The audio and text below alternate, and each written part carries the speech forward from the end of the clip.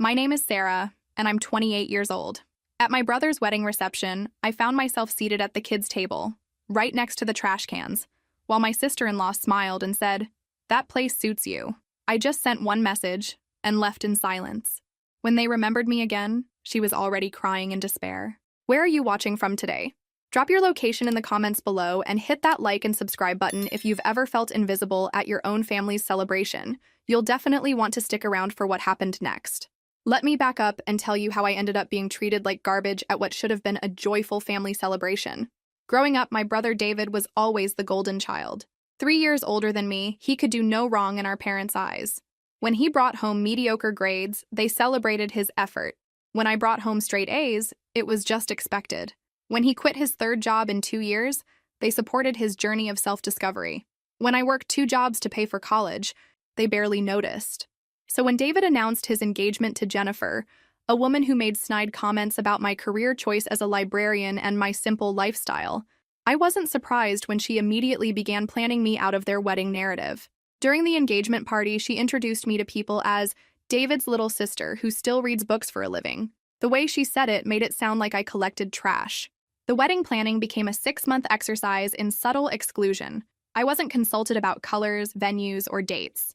When I offered to help with decorations, Jennifer smiled sweetly and said they had everything under control.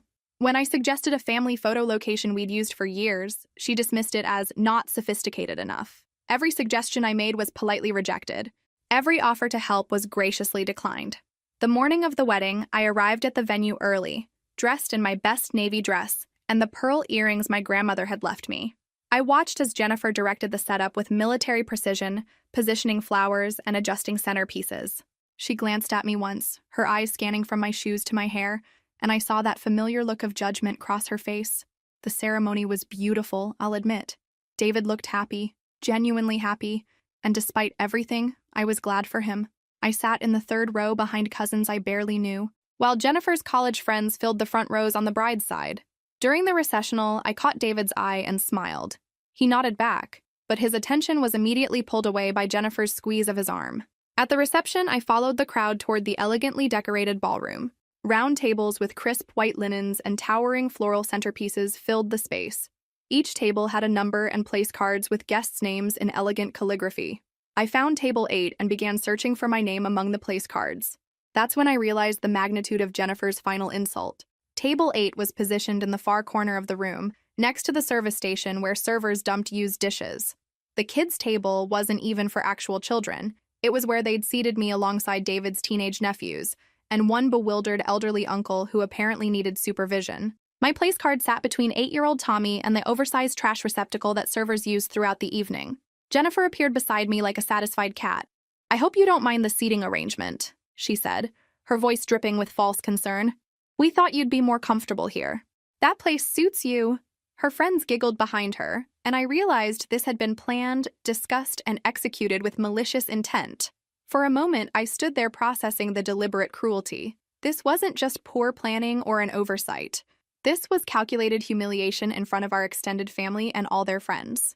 Jennifer wanted me to make a scene, to protest, to give her ammunition for later stories about David's difficult sister, who couldn't handle not being the center of attention. Instead, I pulled out my phone, opened the family group chat, and typed one simple message: "Congratulations on your perfect wedding. I hope you both get exactly what you deserve." Then I placed my cloth napkin on the kids' table, picked up my purse, and walked out of that reception with my head held high.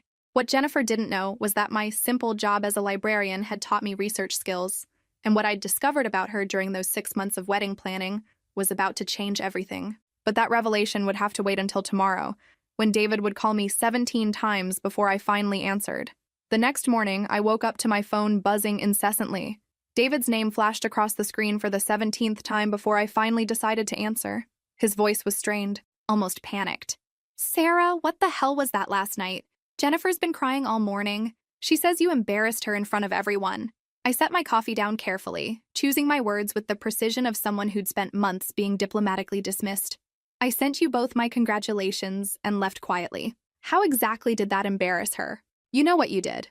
That cryptic message, walking out during dinner. Mom's furious, Dad's disappointed, and Jennifer's family thinks our family is full of drama queens. The irony wasn't lost on me. I'd been seated next to garbage cans and somehow I was the one causing embarrassment. David, where exactly was I supposed to sit during dinner? Since you're so concerned about family behavior. Silence stretched between us. What do you mean? I mean, did you know your wife seated me at the kids' table next to the trash cans? Did you know she told me that place suited me?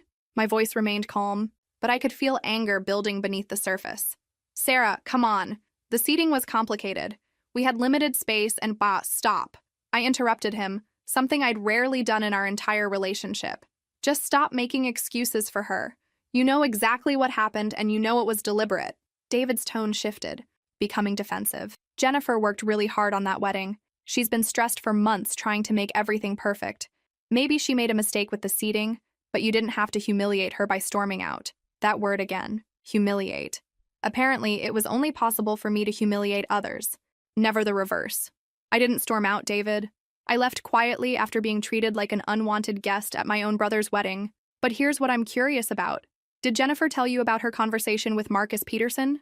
Another silence. Longer this time. What conversation? The one where she bragged about putting me in my place at your wedding. The one where she said I needed to learn that not everything was about me. Marcus's wife Jessica posted about it on social media last night. It's quite entertaining reading. I could hear David breathing heavily through the phone. Sarah, whatever Jessica posted, you know how social media gets blown out of proportion. Or, I continued smoothly, maybe we should discuss her conversation with your college friend Mike, where she explained how she'd been managing your sister's situation for months. Mike texted me this morning. Apparently, Jennifer's been telling people I was jealous of her relationship with you and that she'd been protecting you from my inappropriate attachment. The silence stretched so long I thought he might have hung up.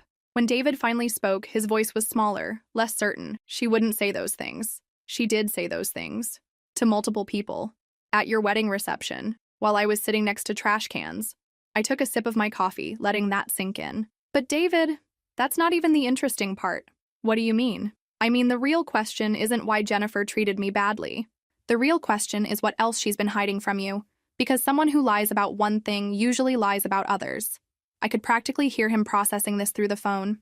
David had always been trusting to a fault, seeing the best in people even when evidence suggested otherwise. It was one of his most endearing qualities and his biggest weakness. Sarah, what are you talking about?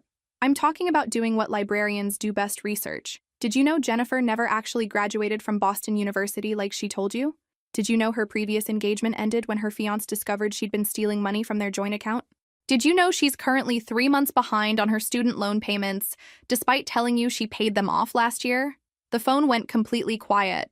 I imagined David sitting in his honeymoon suite, still in his pajamas, trying to process information that contradicted everything he thought he knew about his new wife. You're lying. His voice was barely a whisper. I'm not lying. I have documentation. Bank records that became public when she filed for bankruptcy 2 years ago. Employment records showing she was fired from her last job for embezzlement, though charges weren't pressed. And David? Her real name isn't Jennifer Marie Hartwell. It's Jenny Martinez, and she has a 5-year-old daughter living with her mother in New Mexico. The phone clattered, and I heard David's voice distant, muffled, like he'd dropped it. I waited, sipping my coffee, listening to the sounds of what I assumed was his world imploding. When he picked up the phone again, his voice was raw. How long have you known? 6 months. Since the day after she told me I wasn't sophisticated enough to help with wedding planning. I kept my tone neutral, factual. I started researching the day she made it clear she wanted me eliminated from your life. Amazing what public records can tell you about someone when you know where to look. Why didn't you tell me sooner? It was a fair question, one I'd asked myself repeatedly. Because you wouldn't have believed me. You would have thought I was jealous or vindictive or trying to sabotage your happiness. You would have chosen her over truth, and I would have lost my brother forever. And now? Now you're married to a woman who humiliated your sister at your wedding reception and lied about her entire identity. Now the choice is yours, but at least you're making it with complete information. David was quiet for a long time. When he finally spoke, his voice was hollow. What am I supposed to do with this? That's up to you, David. But whatever you decide, remember that I didn't create this situation. I just refused to be treated like garbage while pretending everything was fine. I paused, choosing my next words carefully. And David? When Jennifer asks you about this conversation, and she will, remember that everything I told you is verifiable. Every single detail. I hung up the phone and sat in my quiet apartment, surrounded by my books and my simple life that Jennifer had mocked so thoroughly. Outside, it was starting to rain, and I realized that for the first time in months, I felt completely at peace. 3 hours after I hung up on David, my phone started ringing again. This time, it wasn't my brother, it was my mother, and her voice had that particular edge that meant she was about to deliver a lecture wrapped in disappointment.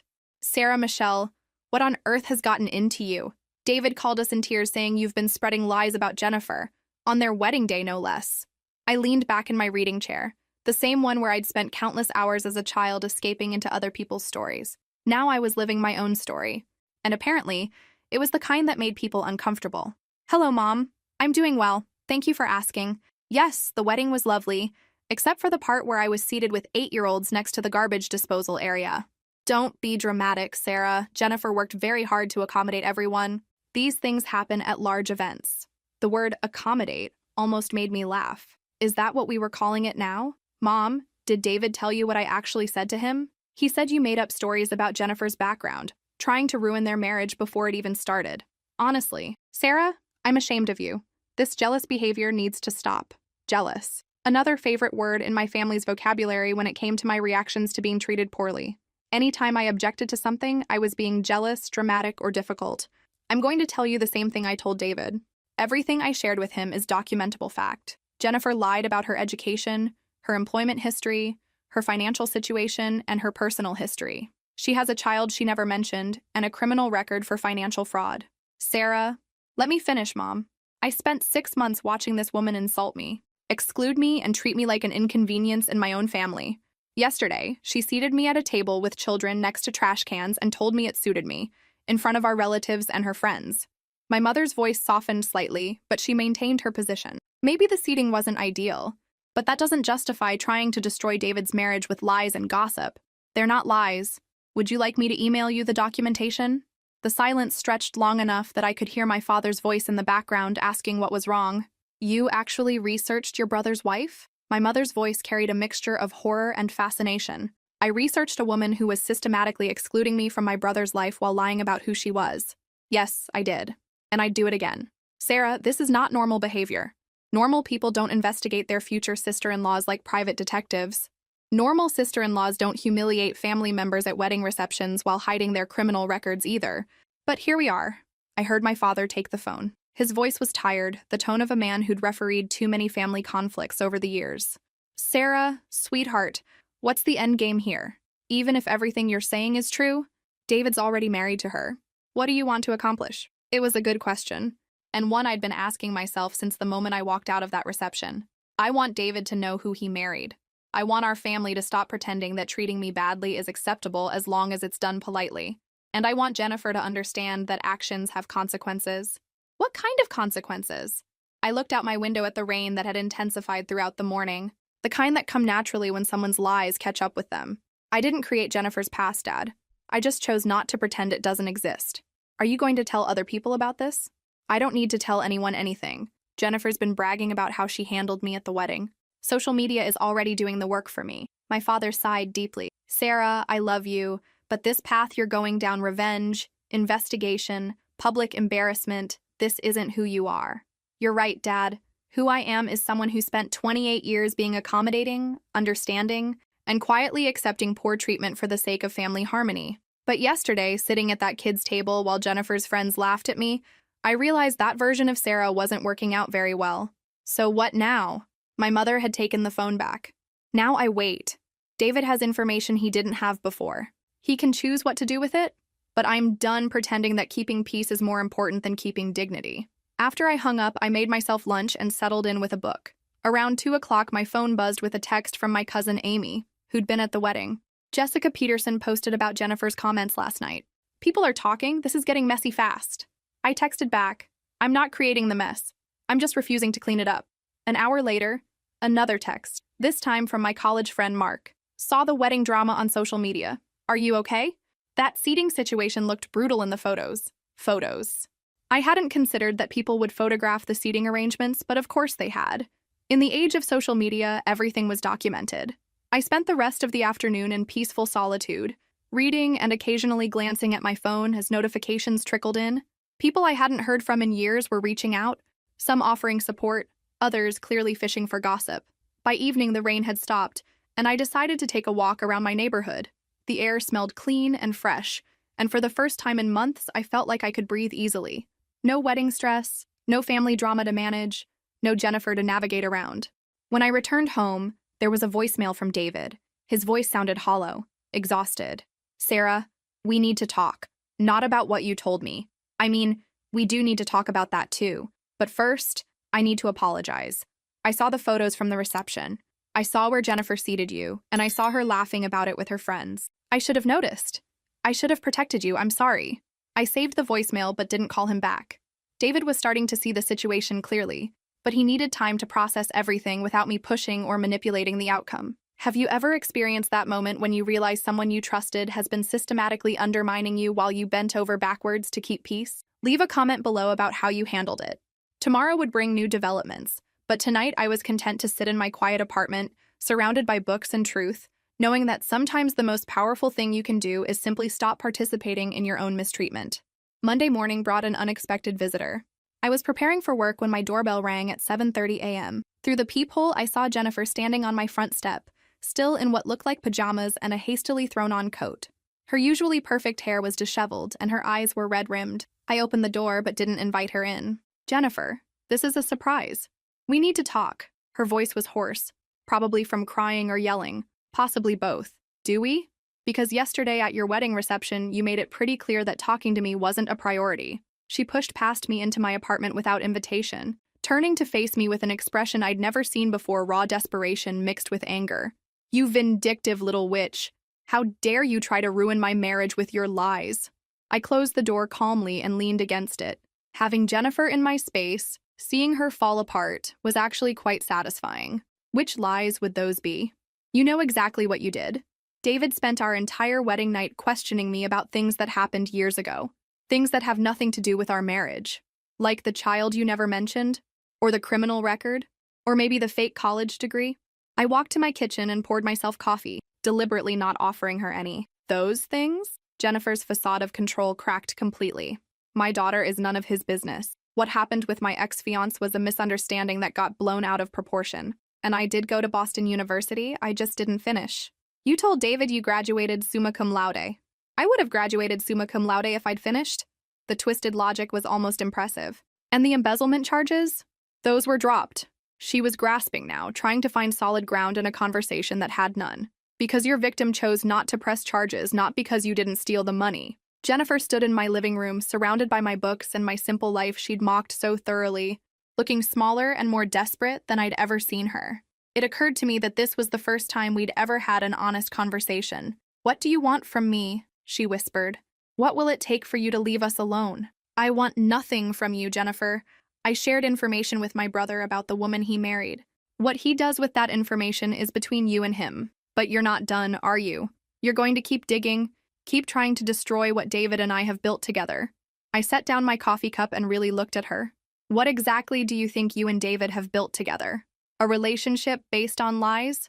A marriage that started with you humiliating his family? I worked so hard to make that wedding perfect.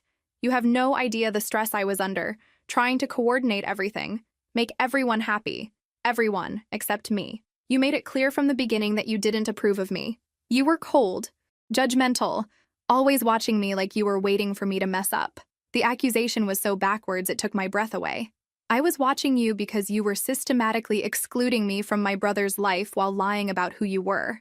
My instincts were correct." Jennifer began crying again, but there was something calculated about it.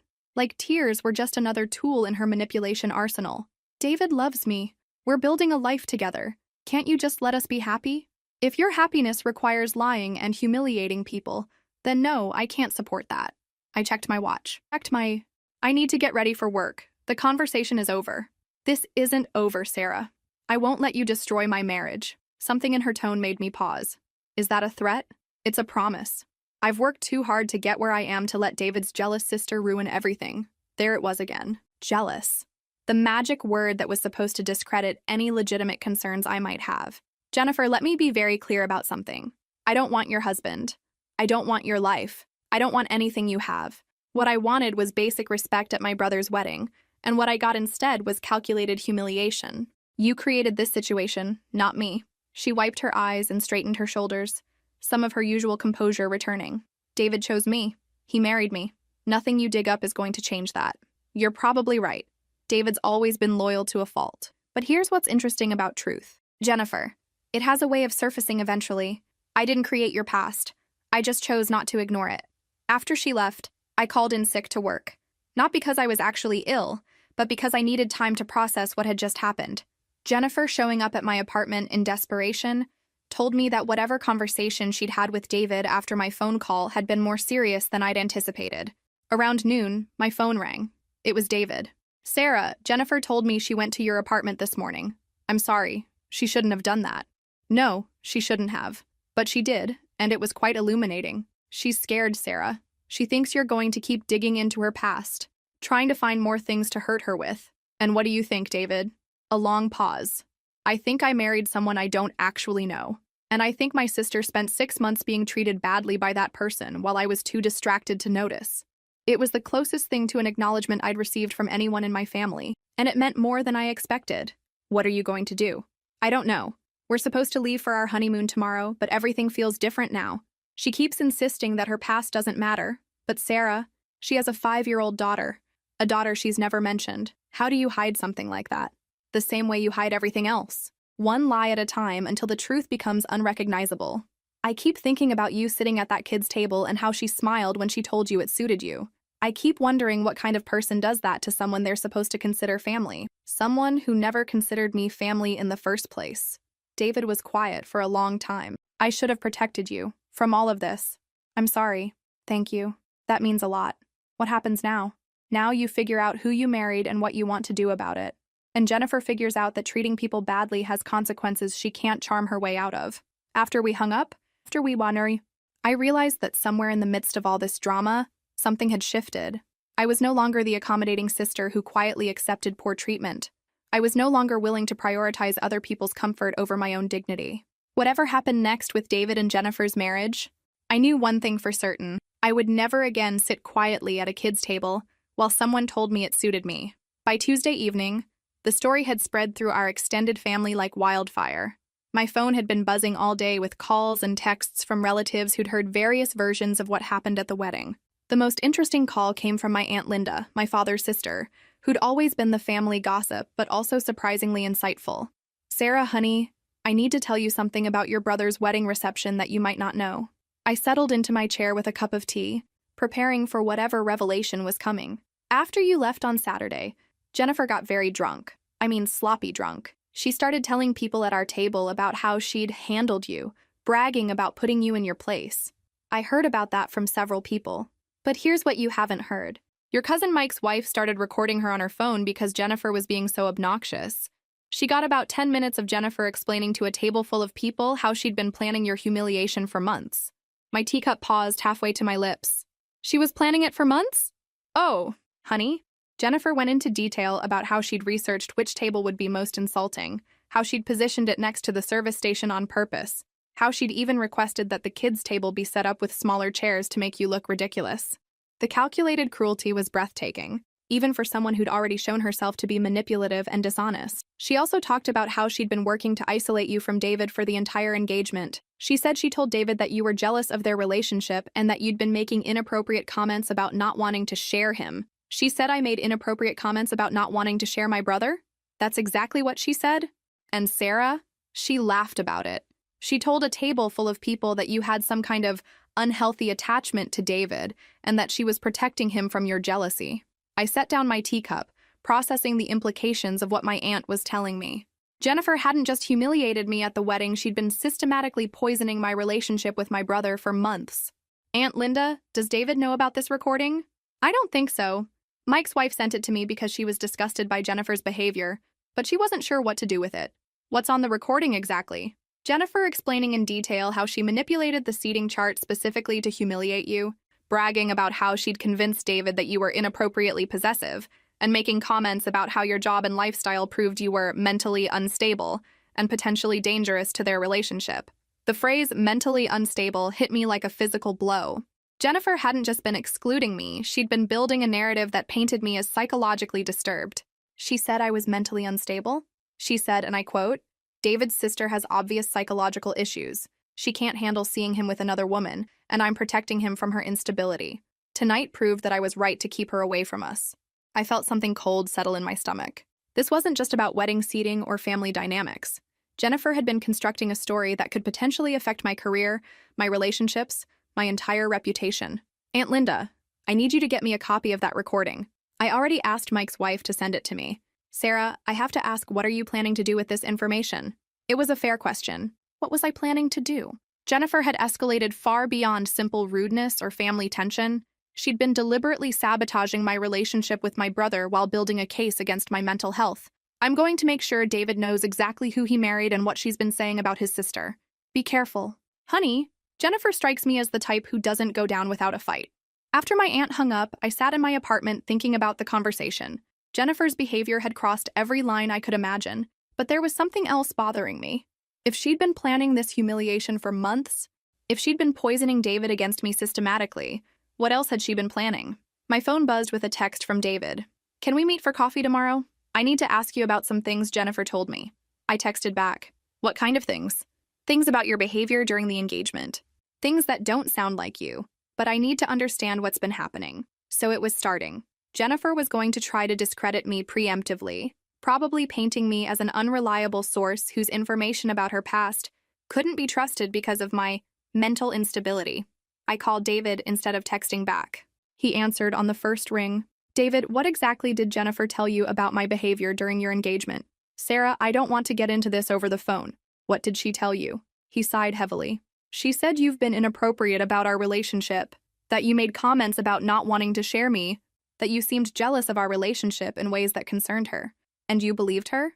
I didn't know what to believe. Some of the things she described sounded extreme, but she seemed genuinely worried about you. David, in our entire lives, have I ever given you any reason to think I had inappropriate feelings towards you? Or that I couldn't handle you being in relationships?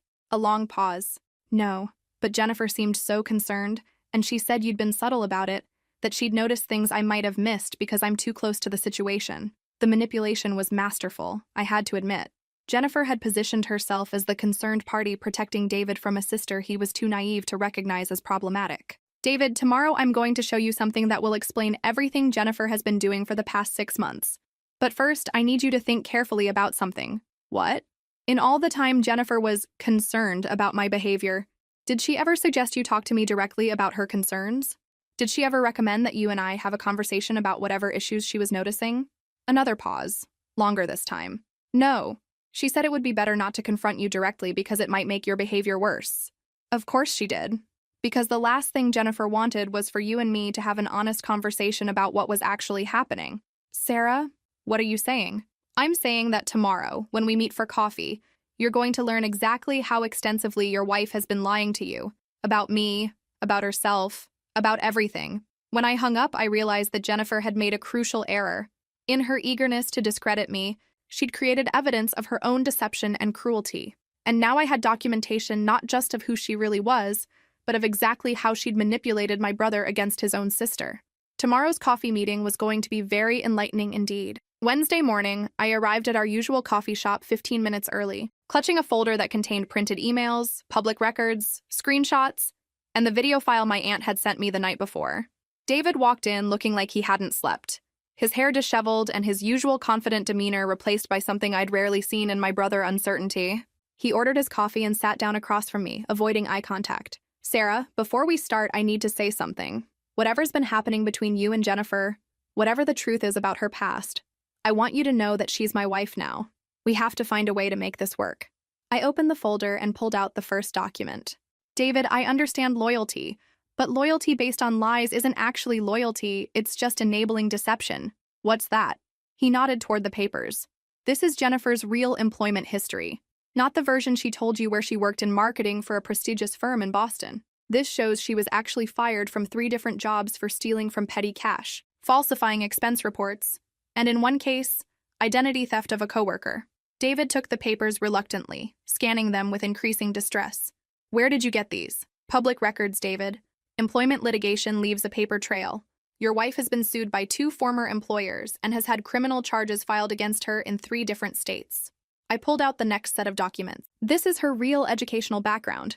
She attended Boston University for 1 semester before dropping out due to academic probation. She never completed a degree anywhere, but she has a diploma in our apartment. Fake. You can order them online for about $50. David's hands were shaking as he looked through the papers. The child you mentioned? I pulled out a birth certificate and custody documents. Isabella Martinez, age 5, born in Albuquerque, New Mexico. Father unknown. Currently living with Jennifer's mother because Jennifer owes over $30,000 in back child support. Child support? But that would mean... It means your wife abandoned her 5-year-old daughter and hasn't paid a dime to support her in over 2 years. I watched my brother's face crumble as the reality of who he'd married began to sink in. David stared at the birth certificate like it might change if he looked at it long enough. A 5-year-old daughter. She has a 5-year-old daughter and never told me. David, that's not even the worst part. I pulled out my phone and opened the video file my aunt had sent me. This was recorded at your wedding reception after I left. Jennifer explaining to a table full of our relatives exactly how she planned my humiliation. I pressed play and watched David's expression change from confusion to horror as Jennifer's voice filled the space between us. On the recording, she was clearly intoxicated, her words slurred but her meaning crystal clear. I spent months planning how to handle David's weird sister. She's obviously got some kind of unhealthy attachment to him, you know? Like, who gets that involved in their brother's relationship unless there's something wrong with them psychologically? David's face went pale as Jennifer's recorded voice continued. So tonight, I put her exactly where she belongs with the children and the garbage. I researched the most humiliating table placement possible. I even had them use smaller chairs at that table so she'd look ridiculous sitting there. The recording captured the laughter from other guests, people we both knew, finding entertainment in my deliberate humiliation. David's too nice to see how manipulative she is, but I've been protecting him from her instability for months. I told him she was making inappropriate comments about not wanting to share him with other women. Tonight proved I was right to keep her away from our relationship. I paused the recording and watched David process what he'd just heard. His hands were clenched into fists on the table, and his breathing had become shallow and angry. She lied about you. She lied about everything. His voice was barely a whisper. The woman you married doesn't exist, David. Jennifer Marie Hartwell is a complete fabrication. The real person is Jenny Martinez, a woman with a criminal record, an abandoned child, massive debt, and apparently a talent for psychological manipulation. David put his head in his hands. What am I supposed to do now? I married her. We have a lease together, joint bank accounts, a whole life planned. You figure out if you can build a real relationship with someone who's lied about everything, including her reasons for keeping you away from your own sister. Sarah, I'm so sorry. I should have seen this. I should have protected you. You couldn't see it because she's very good at what she does. But David, you need to understand something. This isn't over. Jennifer isn't going to just accept that her lies have been exposed. She's going to escalate. What do you mean? I pulled out the last document in my folder, a restraining order application I'd filled out, but not yet filed. Yesterday morning, when she came to my apartment, Jennifer threatened me. She said she wouldn't let me destroy her marriage, and that she'd worked too hard to get where she is to let David's jealous sister ruin everything. David looked at the paperwork with fresh alarm. You think she's dangerous? I think she's desperate, and desperate people do unpredictable things. A woman who abandons her child and steals from employers isn't someone who's going to give up her current life without a fight.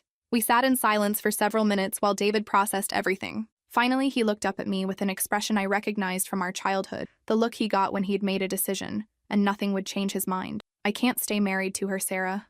Not after this. Not after what she did to you, what she's been saying about you, what she's hidden from me. Are you sure? Because divorce is complicated, and she's going to make it as difficult as possible. I'm sure. But first, I need to make something right. He pulled out his phone and started typing. I'm posting something on social media. An apology to you and an explanation of what really happened at the wedding. David, you don't have to do that. Yes, I do. Jennifer humiliated you publicly, and she's been spreading lies about you to our family and friends. The truth needs to be just as public as her lies were. As I watched my brother type his post, I realized that something fundamental had shifted. For the first time in our relationship, David was choosing truth over comfort, difficult conversations over easy denial. Jennifer's elaborate deception had backfired spectacularly, but as I looked at the restraining order application in my folder, I knew this victory came with a price. Jennifer wasn't the type of person who would accept defeat gracefully, and I had a feeling the real battle was just beginning. What I didn't know was that Jennifer was already planning her counterattack, and it would be more vicious than anything I could have imagined. Sometimes when you expose someone's lies, they don't retreat, they double down. And Jennifer Martinez was about to show me exactly what doubling down looked like. Thursday afternoon brought the storm I'd been expecting. I was at work, helping a patron find resources on genealogy research when my supervisor, Mrs. Henderson, approached my desk with an uncomfortable expression. "Sarah, I need to speak with you privately. There's been a complaint filed against you." My stomach dropped, but I kept my voice steady. "What kind of complaint?" "Someone called the library board this morning claiming you've been using library resources to stalk and harass a member of the public. They've requested an investigation into your professional conduct." I didn't need to ask who had made the complaint. Jennifer's counterattack had begun, and she'd chosen to target my livelihood, the one thing I valued most besides my family relationships. "Mrs. Henderson, I can explain everything. May I see the complaint?" She handed me a typed letter on official-looking letterhead from Martinez Legal Services. Apparently, Jennifer had even created a fake law firm to lend credibility to her accusations. The complaint alleged that I had systematically used library computer systems and research databases to conduct unauthorized investigations into private citizens, constituting harassment and potential stalking behavior. It requested an immediate investigation and suggested I posed a danger to library patrons due to documented psychological instability. "Sarah, this is very serious. The board wants to meet with you tomorrow morning. Until then, you're suspended pending investigation." I read through the complaint again, noting how cleverly Jennifer had twisted my legitimate research into something sinister. She'd even included screenshots of what appeared to be search histories showing extensive background checks, though I suspected these were fabricated. "Mrs. Henderson, I need you to know that this complaint is completely false. It's being filed by someone who's retaliating against me for exposing her criminal background to my family." "Sarah, you're saying you did conduct background checks?" "On my brother's wife, yes. But I used public records and my own personal research skills, not library resources, and I had legitimate concerns about her past that proved to be accurate." Mrs. Henderson looked troubled. "Even so, the board has to take these allegations seriously. Please gather any documentation that might support your side of this story for tomorrow's meeting." I spent the rest of the afternoon creating a comprehensive file of everything that had happened. Jennifer's fake identity documents, David's social media post defending me, the recording of her wedding reception comments, and most importantly, evidence that Martinez Legal Services didn't actually exist. That evening, David called me, sounding frantic. "Sarah, Jennifer's gone. She cleaned out our joint bank account and disappeared. But that's not the worst part. She left something for you." "What do you mean she left something for me?" "A letter. And Sarah, it's not good." 20 minutes later, David arrived at my apartment holding an envelope with my name written in Jennifer's careful handwriting. Inside was a single page that made my blood run cold. "Dear Sarah," it began, "you thought you were so clever exposing my past, but you have no idea what I'm capable of when someone threatens everything I've worked for. By the time you read this, I'll be gone, but you'll be dealing with the consequences of your meddling for a very long time. I've filed complaints with your employer, contacted your landlord about suspicious behavior, and reached out to several of your friends and colleagues with concerning information about your mental stability. You wanted to play detective? Now you get to experience what it feels like when someone investigates you. Enjoy explaining to everyone why you're such an obsessed, vindictive person. Maybe next time you'll think twice before trying to destroy someone's life. Jennifer." David was watching my face as I read. "Sarah, what is she talking about? What complaints?" I told him about the library board investigation, watching his expression shift from concern to fury. "She's trying to destroy your career because you told me the truth about who she is. It gets worse. She mentions contacting my landlord and my friends. Jennifer's systematic about revenge. She won't stop with just one complaint." As if summoned by our conversation, my phone started ringing. The first call was from my landlord, Mr. Peterson, who'd received an anonymous tip that I was using my apartment to conduct illegal surveillance activities and storing sensitive documents belonging to other people. The second call was from my friend Michelle from college, confused about why someone had contacted her claiming to be concerned about my recent erratic behavior and asking if she'd noticed signs of psychological instability. By the end of the evening, I'd received 7 calls from people in my life who'd been contacted by Jennifer or her associates with various stories about my mental health, my professional conduct, or my supposedly dangerous obsession with other people's private lives. "David, she's not just running away. She's scorched earth. She's trying to destroy my reputation, my career, and my relationships before she disappears. We have to stop her." "How?" "She's probably already left the state. And look how effective her campaign is. Half the people who know me now think I'm having some kind of breakdown." David was quiet for a long time, staring at Jennifer's letter. "Sarah, there's something else. When I went through our apartment after she left, I found files. She's been keeping detailed records on you for months. Photos of your daily routine, notes about your work schedule, copies of your social media posts, even research into your friends and coworkers. The revelation hit me like ice water. She was stalking me. Not just stalking, planning. These files go back to 2 weeks after we got engaged. She's been preparing for this confrontation since the beginning. I thought about Jennifer's letter, her systematic approach to destroying my reputation, her careful documentation of my life. This wasn't the impulsive revenge of someone who'd been caught in lies. This was the calculated destruction of someone who'd been preparing for war from the moment she decided I was a threat. David, tomorrow I have to face a library board investigation that could cost me my job. Jennifer's contacted my landlord, my friends, probably my family members too. She's created a narrative that I'm mentally unstable and dangerous, and she's disappeared before anyone can question her story. So what do we do? I looked at Jennifer's letter again, this time noticing something I'd missed before. The letterhead on the fake legal complaint matched the return address on her personal note, both traced back to a mail forwarding service in Nevada.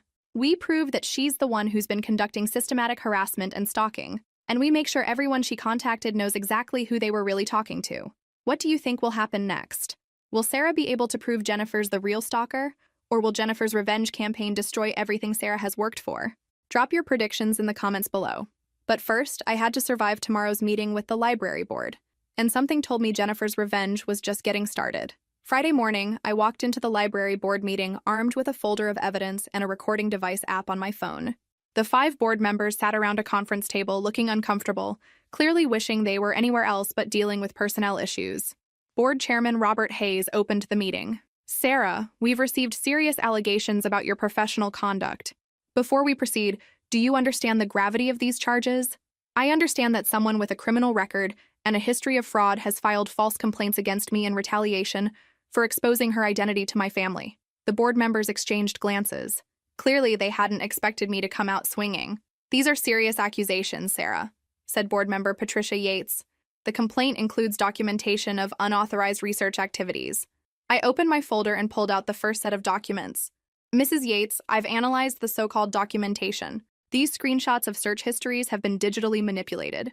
Notice the timestamp inconsistencies and the fact that several of the alleged searches reference database subscriptions that our library doesn't actually have.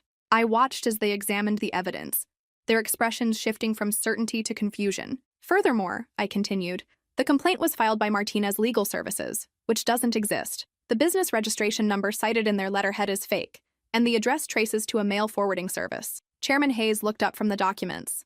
Are you saying this entire complaint is fraudulent? I'm saying it's retaliation filed by someone who's been systematically stalking me for 6 months. I pulled out David's photographs of Jennifer's surveillance files. These are records my brother found in his apartment after his wife disappeared. She's been tracking my daily routine, photographing my activities, and building profiles on my friends and coworkers. Board member James Morton examined the photos with growing concern. This appears to be extensive surveillance activity. It gets worse. I played the recording of Jennifer's wedding reception comments, watching the board members' expressions change as they heard her detailed explanation of how she'd planned my humiliation and her assessment of my supposed mental instability.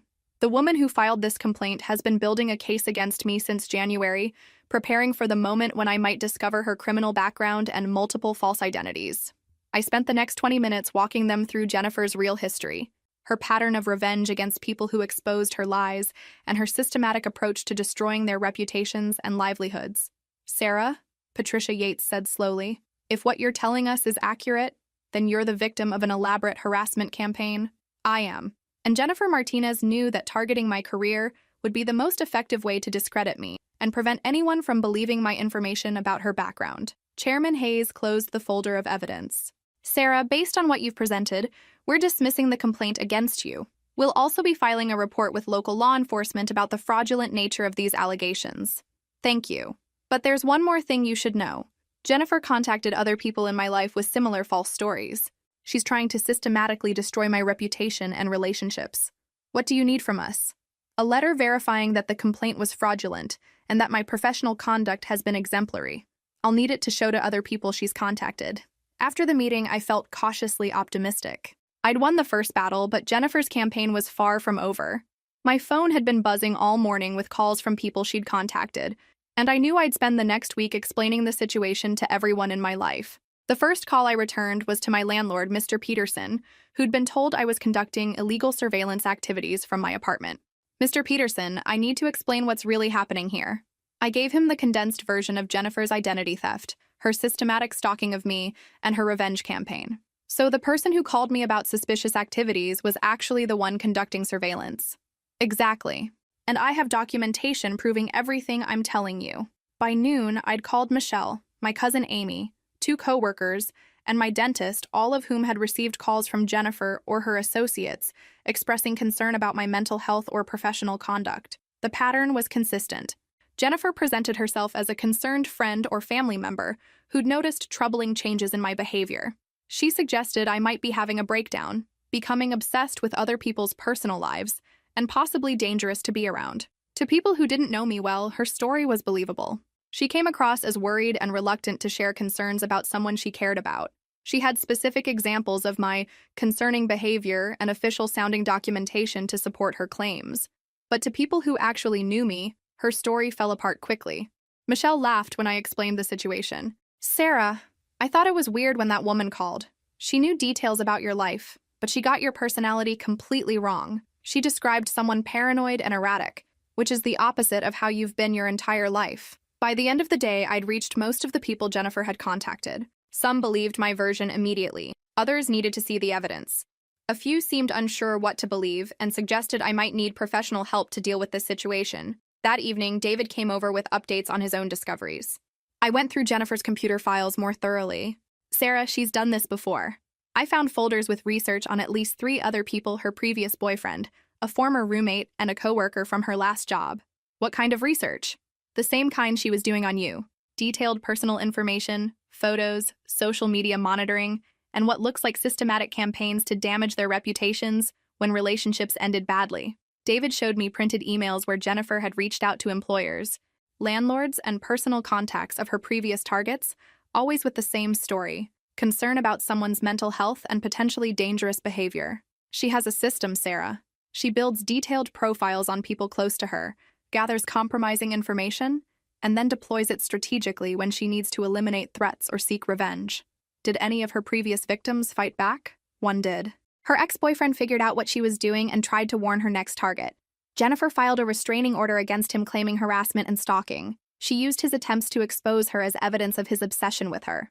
The implications were chilling. Jennifer had turned defending yourself against her lies into evidence of the psychological instability she'd originally claimed to be concerned about. "David, she's not just smart, she's experienced. This isn't revenge, it's a systematic operation. What do we do now?"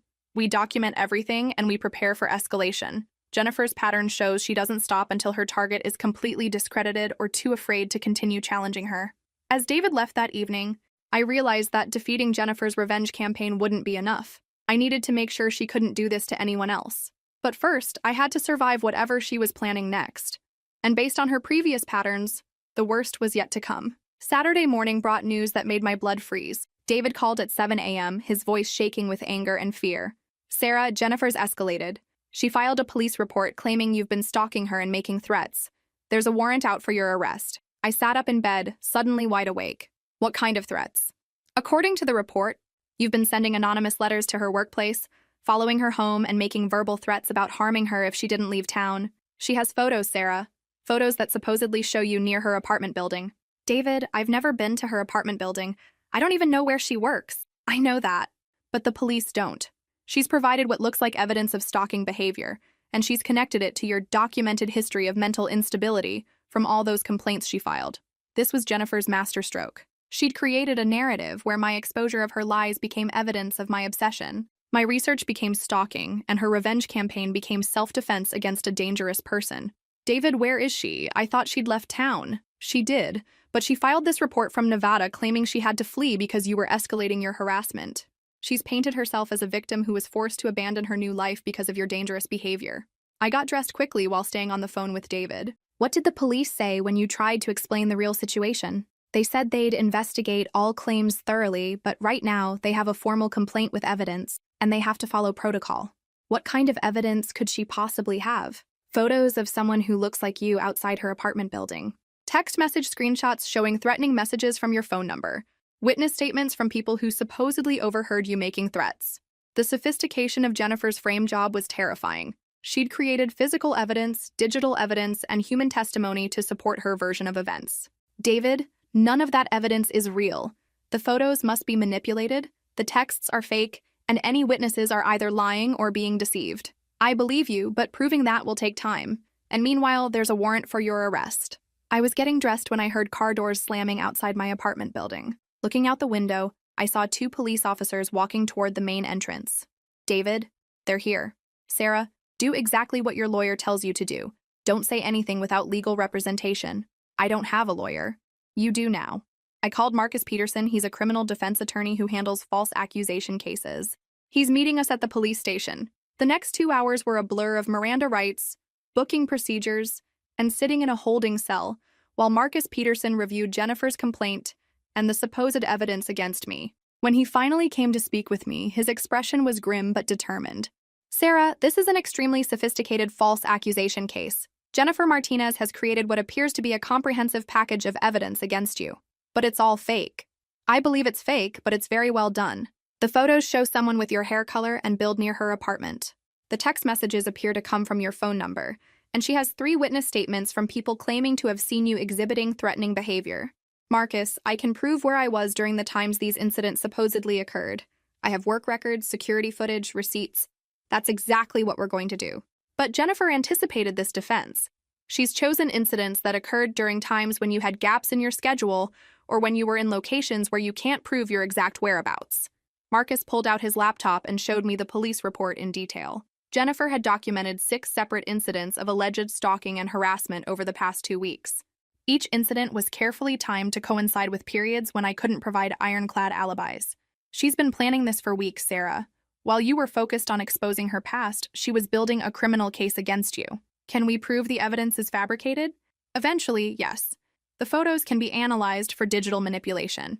The text messages can be traced to their actual origin, and we can investigate whether her witnesses actually exist or if they're part of her network. Her network? Sarah, based on what your brother told me about Jennifer's previous targets, she doesn't work alone. She has people who help her build these false narratives. Probably people she's helped with similar revenge campaigns. The realization that Jennifer was part of an organized group that specialized in destroying people's lives was overwhelming. How long will it take to prove my innocence? Weeks? Maybe months? And meanwhile, you'll be facing criminal charges, which means the story will become public record. Jennifer's strategy isn't just to get you arrested, it's to make the accusation itself proof of your guilt in the eyes of everyone who knows you. What do? We build our defense systematically. We prove where you were during each alleged incident. We analyze all her evidence for signs of fabrication, we investigate her witnesses, and we expose her pattern of false accusations against previous targets. Can I get bail? Yes, but there will be conditions. No contact with Jennifer, restrictions on your travel, possibly electronic monitoring. As Marcus left to arrange my bail hearing, I sat in the holding cell thinking about how completely Jennifer had outmaneuvered me. I'd won the battle by exposing her lies to David, but she'd won the war by turning my victory into evidence of my criminal behavior. When David arrived to post my bail, his expression was anguished. Sarah, I'm so sorry. This is my fault for not seeing who she was sooner. This isn't your fault, David. Jennifer's a professional. She's probably been planning this campaign since the day she decided I was a threat to her relationship with you. As we left the police station, I realized that my fight with Jennifer had evolved from personal revenge to something much larger. She wasn't just trying to punish me for exposing her. She was trying to completely destroy my life as a warning to anyone else who might challenge her in the future. But what Jennifer didn't know was that being arrested had given me something I didn't have before: access to the criminal justice system and investigators who could uncover the truth about her network of false accusers. The real battle was just beginning, and this time I wouldn't be fighting alone. The next 3 weeks were the most challenging of my life. While on bail with an ankle monitor, I couldn't work, couldn't travel more than 5 miles from my apartment, and had to check in with a probation officer twice a week. But Marcus Peterson was methodically building our defense, and what we discovered was more disturbing than I'd ever imagined. Sarah, we've identified Jennifer's network, Marcus announced during a meeting at his office. She's part of a group called Sister Support Network that supposedly helps women escape abusive relationships. But they're actually running organized revenge campaigns against targets. He pulled out a thick folder of documents. We've found at least 12 other victims over the past 3 years. Jennifer and her associates systematically destroy people's lives using false accusations, fabricated evidence, and coordinated character assassination. How do they get away with it? They're extremely careful. They research targets thoroughly, create plausible narratives, and use real emotions like concern for someone's mental health to make their lies believable. Most victims never figure out what's happening to them. Marcus showed me profiles of Jennifer's previous targets: a teacher who lost her job after being accused of inappropriate behavior with students, a nurse who was fired for allegedly stealing prescription drugs, a social worker who had her license suspended following accusations of falsifying reports. What do these people have in common? They all discovered something Jennifer wanted hidden. The teacher found out Jennifer was using fake credentials to work at an after-school program. The nurse caught Jennifer stealing from the pharmacy where they both worked. The social worker realized Jennifer was running identity theft schemes using client information. The pattern was clear. Jennifer eliminated threats by destroying the credibility of anyone who could expose her. Marcus, how are we going to prove this in court? We've located 3 of her previous victims who are willing to testify about their experiences. We've also found evidence that Jennifer's witness statements against you were provided by the same people who gave false testimony in previous cases. The same people? Yes. Jennifer has a team of associates who pose as concerned citizens or eyewitnesses when she needs to build a case against someone. They've used variations of the same testimony in multiple states. Marcus pulled out photographs of the 3 people who'd provided witness statements claiming to have seen me stalking Jennifer. Using facial recognition software, he'd matched them to previous cases in Nevada, Arizona, and Colorado, where they'd provided similar testimony against other victims. This is organized crime, Sarah. Interstate fraud, conspiracy to file false police reports, systematic perjury. We're not just defending you against stalking charges, we're exposing a criminal enterprise. That afternoon, Marcus arranged for me to meet with Detective Lisa Rodriguez, who specialized in organized fraud cases. She reviewed our evidence with intense interest. We've been tracking this group for months, Detective Rodriguez explained. The FBI has an open investigation into identity theft and fraud schemes operating across multiple states. Your case might be the key to connecting all the pieces. What do you mean? Jennifer Martinez isn't her real name either. We believe her actual identity is Carmen Elena Vasquez, who's been running con games and revenge-for-hire operations since she was 18. She's wanted in connection with similar schemes in Texas, California, and New Mexico. Detective Rodriguez showed me Jennifer's real criminal history. Arrests for fraud, identity theft, extortion, and conspiracy dating back over 10 years. She'd been using false identities to avoid prosecution while building increasingly sophisticated operations. Detective, if you knew about her criminal background, why wasn't David warned when he applied for a marriage license?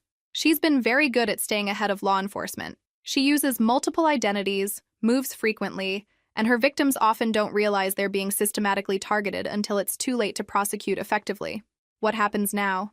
Now we coordinate with the FBI to build a comprehensive case against the entire network. Your evidence, combined with testimony from other victims, should be enough to file federal charges for conspiracy and racketeering. That evening, David came to my apartment with news that changed everything. Sarah, Jennifer made a mistake. She contacted me from Nevada trying to convince me that you're actually dangerous, and that I should consider filing a restraining order against you for my own protection. She contacted you directly? Yes, and I recorded the conversation. She admitted to filing the police report and explained how she'd gathered evidence against you. She also threatened to escalate her campaign if I didn't publicly support her version of events. David played the recording, and Jennifer's voice filled my apartment with casual cruelty. David, your sister is sick. I know it's hard to accept, but she's been stalking me for months. I had to leave town because I was afraid for my safety. The police have proof of her threatening behavior, and if you don't distance yourself from her, she might turn her obsession toward you next. Jennifer, Sarah told me you've done this to other people before. That's exactly what mentally ill people do. They create elaborate conspiracy theories to explain why their own bad behavior has consequences. I'm trying to help Sarah by getting her the psychological treatment she needs, but she's made that impossible by spreading lies about me. What kind of help? I've contacted a psychiatric facility in Nevada that specializes in treating people with obsessive disorders and delusions of persecution. If Sarah admits to her stalking behavior and agrees to voluntary commitment for evaluation, I'll drop the charges.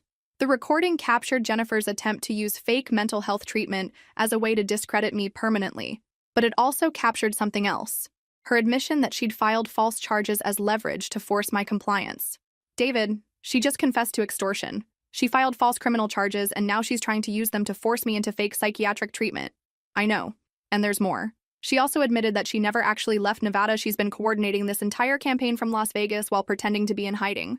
Marcus Peterson arrived within an hour of hearing the recording. His expression was triumphant as he listened to Jennifer's confession. Sarah, this recording is enough to get all charges against you dropped and to file criminal charges against Jennifer for conspiracy, extortion, and filing false police reports. What about her network? Detective Rodriguez is coordinating raids in 3 states. Jennifer's phone call to David was monitored by the FBI as part of their ongoing investigation. She just provided evidence that connects her to the entire operation. As we sat in my apartment that night, planning our next moves, I realized that Jennifer's need to maintain control had become her weakness.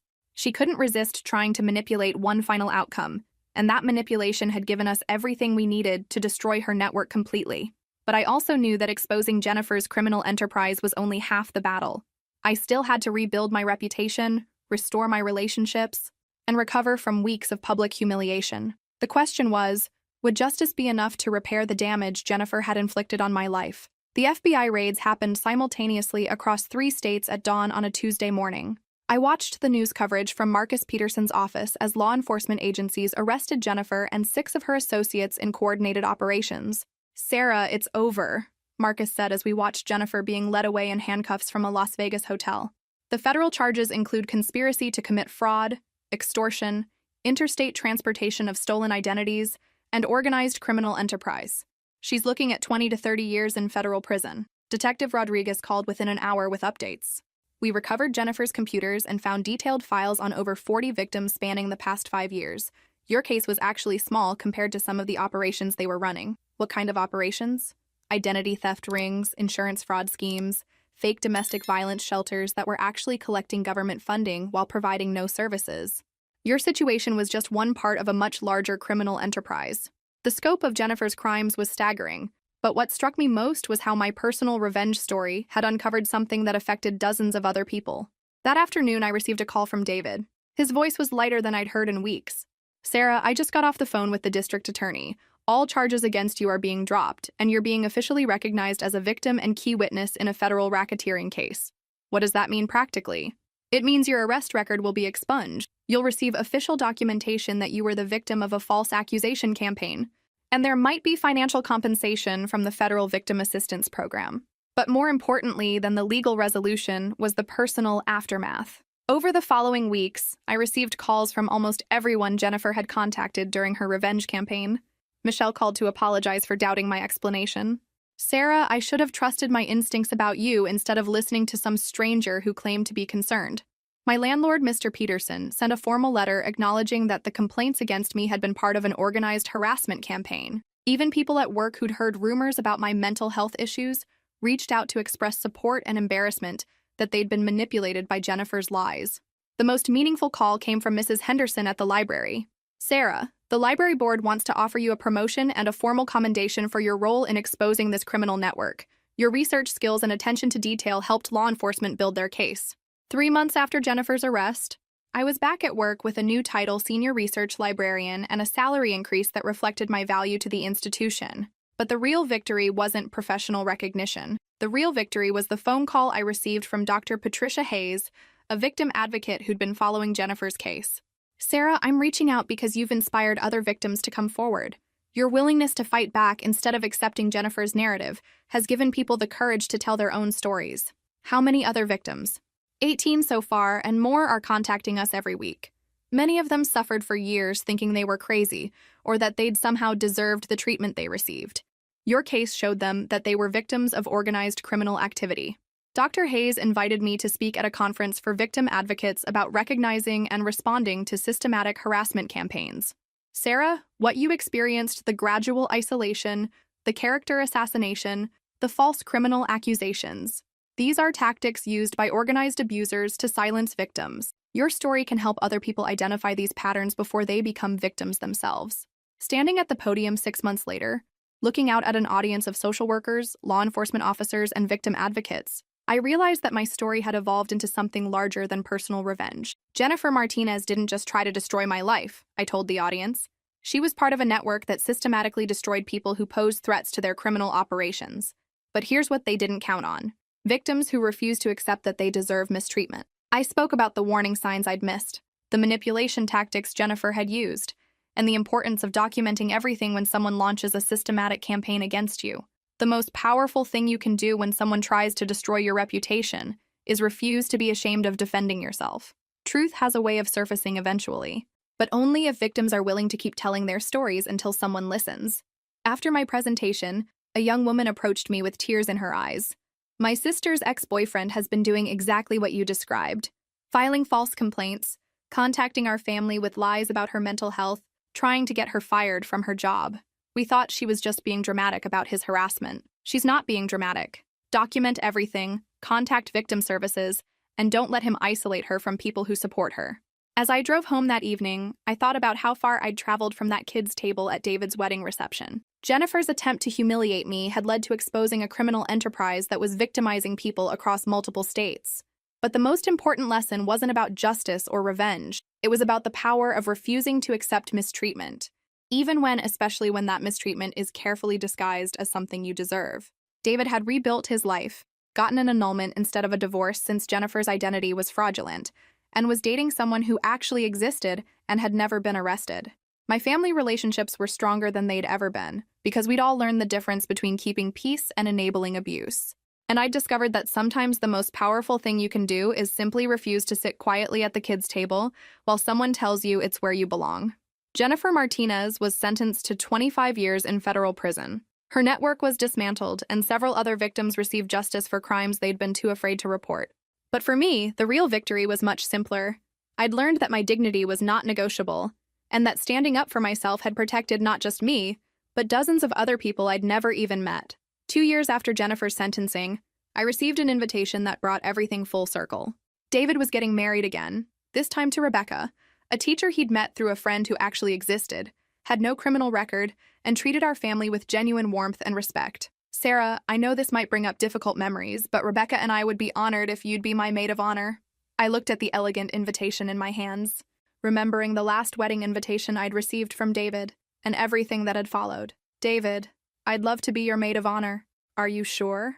I know weddings might feel complicated for you now. Actually, I think this is exactly what I need. The wedding was everything Jennifer's had pretended to be intimate, genuine, and focused on celebrating love rather than social status. Rebecca had insisted on involving me in every aspect of the planning, not because she had to, but because she genuinely enjoyed my input and friendship. The morning of the wedding, as I helped Rebecca with her dress in the bridal suite, she brought up the subject I'd been carefully avoiding. Sarah, I hope you know that David told me everything about Jennifer and what she put you through. I want you to know that what happened to you was horrific, and I'm grateful you fought back. Rebecca, you don't have to. Yes, I do, because if you hadn't exposed Jennifer's network, she might have destroyed other families. You saved people you'll never even meet. During the ceremony, I stood beside Rebecca as she and David exchanged vows that were personal, honest, and full of references to building a life together based on truth and mutual respect. David's voice was steady as he promised to cherish and protect Rebecca, to choose honesty over comfort, and to always remember that love requires vulnerability and trust. When the officiant pronounced them married, I felt genuinely happy for my brother in a way I hadn't been able to feel at his first wedding. At the reception, I found myself seated at the head table, directly across from David and Rebecca, in a place of honor that reflected my actual relationship to the groom. The contrast with Jennifer's kids' table placement was so stark, it was almost funny. During the toasts, David stood up with his champagne glass and looked directly at me. 2 years ago, I made the mistake of not protecting someone I love from someone who was pretending to love me. My sister Sarah saved not just me, but dozens of other people by refusing to accept mistreatment disguised as family harmony. He raised his glass toward me. Sarah taught me that real love doesn't require you to diminish other people, and real family doesn't ask you to accept disrespect for the sake of keeping peace. Rebecca and I are building our marriage on the foundation Sarah fought to preserve truth, respect, and genuine care for the people we love. The entire room toasted, and I felt tears I didn't expect as David continued. Sarah, thank you for showing me the difference between loyalty and enabling, between keeping peace and preserving dignity. This marriage exists because you refuse to let lies masquerade as love. Later that evening, as the reception wound down, Rebecca pulled me aside. Sarah, David, and I have been talking, and we want to ask you something. We're planning to start a family soon, and we'd like you to be our children's godmother. Not because we have to, but because we want our kids to learn from someone who knows how to stand up for what's right. I'd be honored. There's something else. David told me you've been speaking at conferences about systematic harassment. I'm a teacher, and I see students who are being targeted by these kinds of campaigns all the time. Would you be willing to speak at our school district's parent education night? Over the following months, My speaking engagements evolved from victim advocacy conferences to community education programs. I spoke at schools, community centers, and professional organizations about recognizing and responding to systematic harassment and character assassination campaigns. The most rewarding part wasn't the speaking itself, it was the people who approached me afterward with their own stories. A teenager whose ex-boyfriend was spreading rumors to isolate her from friends. A business owner whose competitor was filing false complaints to damage her reputation. A divorced father whose ex-wife was coaching their children to make false accusations. Each person thought their situation was unique, but the patterns were always the same. Systematic isolation, character assassination, false documentation, and the use of institutional systems to legitimize lies. The most important thing to remember, I told audiences, is that people who launch these campaigns count on your shame, your desire to avoid conflict, and your assumption that defending yourself makes you look guilty. But silence in the face of lies isn't noble, it's enabling. A year after David's second wedding, I received a letter that brought my story completely full circle. It was from Isabella Martinez, Jennifer's daughter who was now 7 and living with her grandmother in New Mexico. The letter was actually from Isabella's grandmother, Maria Martinez, who'd been following news coverage of Jennifer's trial. "Dear Ms. Foster," she wrote, "I want to thank you for exposing who my daughter really is. Isabella has been asking questions about her mother, and I've been struggling with how much truth a 7-year-old can handle. Your courage in standing up to Jennifer has given me the strength to be honest with Isabella about her mother's choices, while also protecting her from feeling responsible for them." Maria explained that she'd used the Victim Compensation Fund to provide Isabella with counseling and stability, and that she'd legally adopted her granddaughter to ensure Jennifer could never use her as leverage again. "Isabella is a bright, loving child who deserves better than the mother she was given. Because of your actions, she'll grow up knowing that standing up to bullies is not only right, but necessary to protect other people." The letter included a drawing from Isabella, a stick figure family with the words, "Thank you for keeping people safe," written in careful 7-year-old handwriting. That evening, I called David to tell him about the letter. "Sarah, do you realize what you've accomplished? You've protected a child you've never met from a mother who would have destroyed her life. I just refused to sit quietly at a kid's table. You did more than that. You proved that sometimes the most powerful thing you can do is simply refuse to accept that you deserve poor treatment." As I hung up the phone, I looked around my apartment, the same apartment where Jennifer had confronted me 2 years ago, where I'd been arrested on false charges, where I'd rebuilt my life and my relationships from the ground up. The books were the same, the reading chair was the same, but I was fundamentally different. Not because I'd gotten revenge on someone who hurt me, but because I'd learned that my dignity was not negotiable, and that standing up for myself had protected countless other people. 6 months later, I received an invitation that made me smile. It was from Dr. Patricia Hayes, the victim advocate who'd first invited me to speak at conferences. "Sarah, I'm writing to invite you to join the board of directors for the National Coalition Against Systematic Harassment. Your experience as both victim and advocate has given you insights that could help us develop more effective intervention strategies." I accepted the position, not because I wanted to spend my life reliving trauma, but because I'd learned that sometimes your worst experiences can become your most powerful tools for helping others. At my first board meeting, I sat around a conference table with law enforcement officers, social workers, attorneys, and other advocates who dedicated their careers to protecting people from organized harassment campaigns. "Sarah," Dr. Hayes said during introductions, "would you share with the group what you think is the most important lesson from your experience?" I thought about Jennifer's wedding reception, about sitting at that kid's table next to trash cans while someone told me it suited me. I thought about David's phone calls, the FBI raids, the Victim Compensation Fund, Isabella's drawing, and all the people who'd found the courage to tell their own stories.